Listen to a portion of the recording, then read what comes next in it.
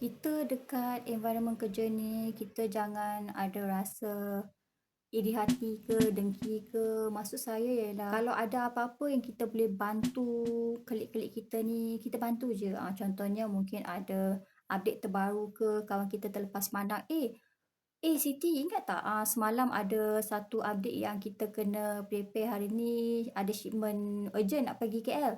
Kawan tu tiba-tiba kawan tu terkejut, ada ke? Dia terkejut. So why not kita jadi seorang yang suka saling ingat mengingati, update sesama sendiri. Mungkin ada kawan kita tu dia terlupa untuk submit proposal ABCD. Cakap, Siti, bukan hari tu ada proposal ABCD ke yang kita mention deadline hari ni?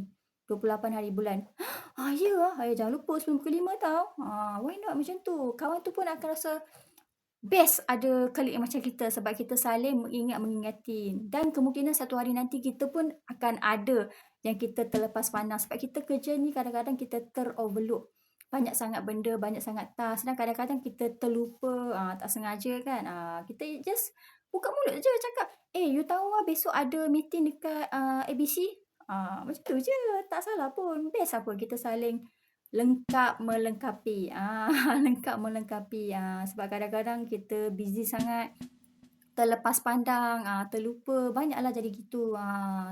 Why not kita saling bantu-membantu. That's why maksud saya kat sini ialah jangan dengki. Apa yang kita tahu kita simpan seorang-seorang, jangan jadi macam tu. Nanti kita pun akan terlupa. Macam mana?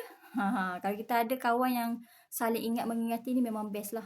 Kita kerja pun akan rasa saling dihargai lah. Kawan kita ni sayang kita, dia ingatkan kita. Kita sayang dia, kita ingatkan dia gitu. Apa yang kita boleh bantu kawan kita, bantu je.